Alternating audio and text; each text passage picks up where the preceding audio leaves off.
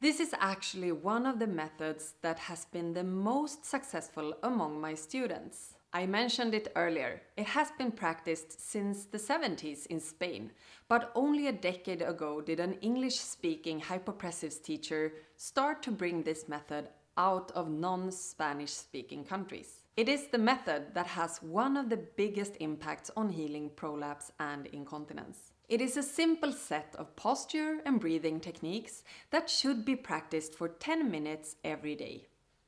In hypopressives, we activate our pelvic floor holistically compared to Kegels, which are very isolated.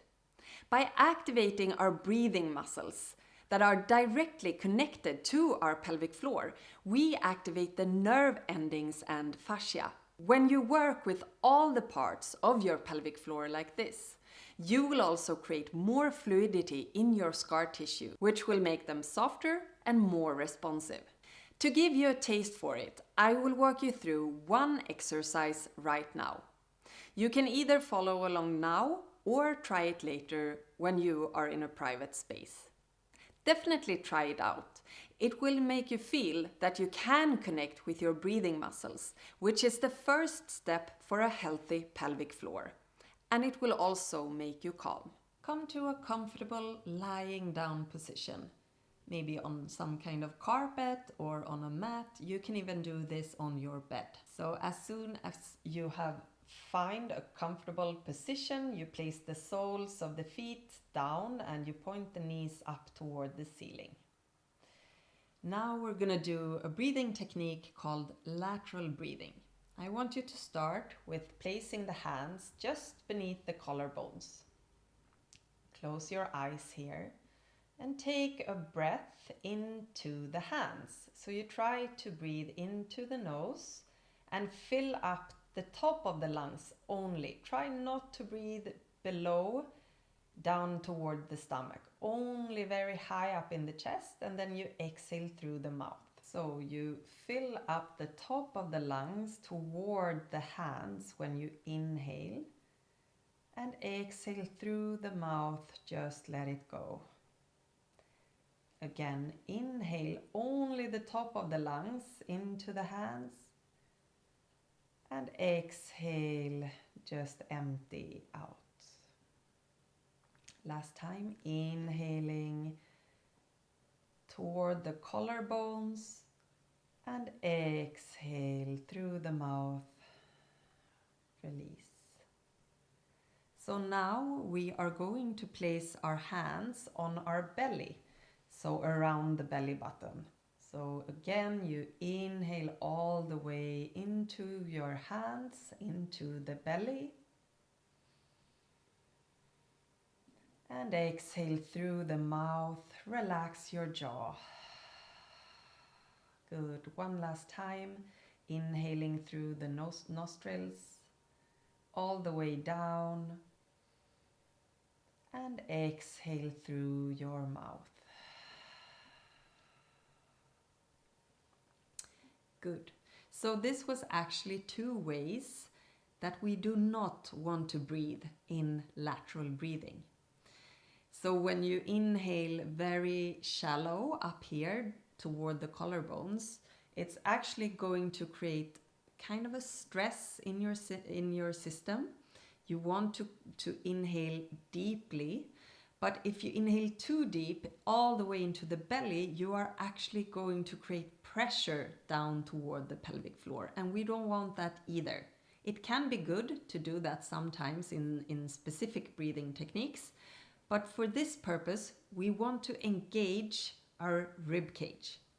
So lateral breathing is all about engaging the rib cage and breathing laterally with the rib cage. This is going to engage our big breathing muscles, and these muscles are directly connected to our pelvic floor and will engage our pelvic floor. So without us even thinking about engaging our pelvic floor, we are going to do it unconsciously. Now we're going to place our hands on our rib cage, and we're going to do the same thing. So we are going to breathe in toward our hands, trying to create small pressure with the rib cage into the hand. And then when you exhale, you just exhale through the mouth and relax. So in hypopressives and in lateral breathing, we always breathe in through the nose and exhale through the mouth. Let's try together. So close your eyes if you feel comfortable, and you can lengthen your neck slightly by drawing your chin toward your chest. From here, placing the hands on your rib cage, and when you are ready, breathing in through the nose, really filling up your rib cage, pressing it slightly toward your hands, and when you are ready, you exhale softly through your mouth. Again, inhaling, exhaling. Good. One more time, inhale. And as you exhale, you relax your face, your jaw, neck, and shoulders. Good. So the next time you inhale, you also try to push the rib cage slightly toward the ground so that you really engage your rib cage in all directions. And then you exhale through the mouth and you relax even more deeply. Good. Continue in your own pace, and it's really important now that you relax your belly, relax your pelvic floor, and you just focus on the rib cage. Good. So you take 3 more breaths like this.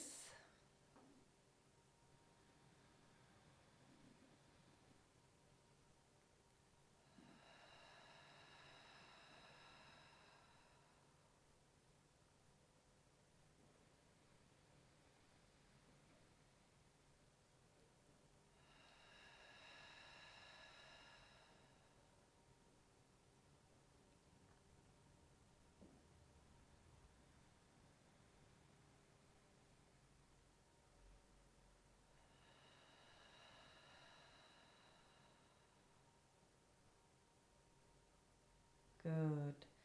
And then when you are done, you can just straighten your legs. If it feels good for you, reach the arms above the head and you just stretch your body completely. And as you are ready, you open your eyes. Well done. Now you have done the first step in hypopressives, the lateral breathing technique. Caroline had a normal labor giving birth to her second child.